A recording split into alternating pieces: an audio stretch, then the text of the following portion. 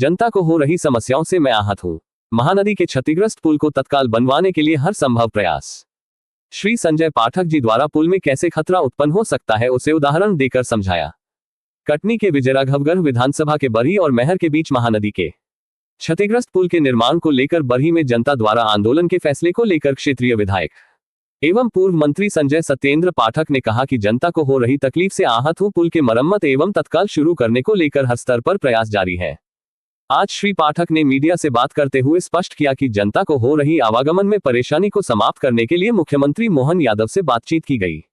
निर्माणकर्ता विभाग के उच्चाधिकारियों से भी निर्माण शुरू करने के निर्देश दिए गए, किंतु यह एक कठिन तकनीकी कार्य होने के कारण अब तक तीन ठेकेदार टेंडर के बावजूद निर्माण से पीछे हट गए।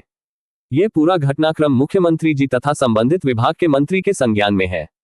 मैं महानदी पुल के निर्माण तथा आमजन को होने वाली तकलीफ से पूर्णतः वाकिफ हूँ।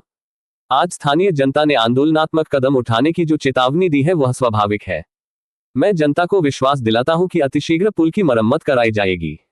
आज ही इस मसले को पुनः मुख्यमंत्री श्री मोहन यादव को अवगत करा दिया गया है। श्री पाठक ने कहा कि विभाग को इस विषय पर गंभीरता से ध्यान देने की जरूरत है। विभाग निर्माण एजेंसी को ढूंढे या फिर कोई भी वैकल्पिक साधन तलाश करे, पर पुल का निर्माण तत्काल शुरू होना चाहिए।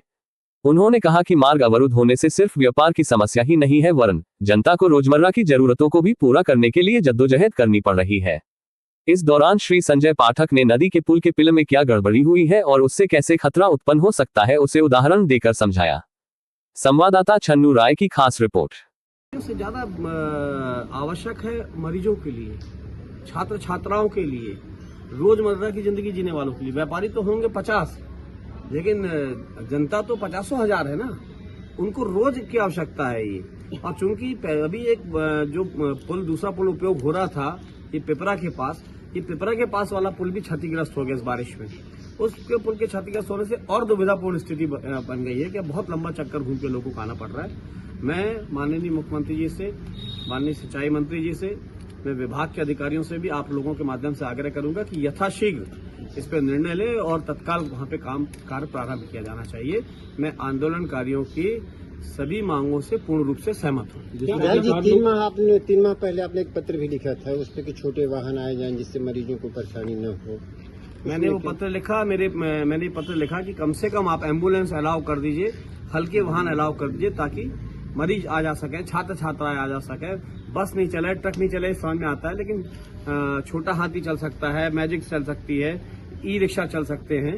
क्योंकि जब मोटरसाइकिल निकल रही तो मोटरसाइकिल में भी अगर 3 बैठ के निकल रहे तो लगभग उतना ही वजन होगा जितना 2 मोटरसाइकिल बराबर वजन होता है। तो उस पर विभाग ने, सिंचाई विभाग ने तो सहमति प्रदान कर दी थी, लेकिन ब्रिज कारपोरेशन ने अभी तक अपनी सहमति नहीं दी। अगर ब्रिज कारपोरेशन की सहमति और मिल जाती है हमको कि वो नीचे जाके पानी में चेक करके देख लेते हैं कि छोटे वाहन चल सकते हैं, तो अगर इतना भी अभी हो जाता तो उससे भी बहुत राहत प्रदान हो जाएगी हमारे लोगों। जिस तरीके से जो बीजेपी गवर्नमेंट के खिलाफ भी जो वहाँ की जनता खड़ी हुई है, इससे आने वाले चुनाव प्रभावित नहीं होंगे क्या? देखिए, मैं इसको भाजपा कांग्रेस के दृष्टिकोण से नहीं देखता, इसको मैं सामान्य मानव के जीवन की जीवन यापन के दौरान आई परेशानियों को देख के करता हूँ। इसमें आम जनता की परेशानी है, ये कोई कांग्रेसी नेता की, भाजपा के नेता की या किसी अन्य राजनीतिक दल के नेता की परेशानी नहीं है, आम जनता की परेशानी है। और आम जनता की परेशानी से मैं पूर्ण रूप से सहमत हूँ।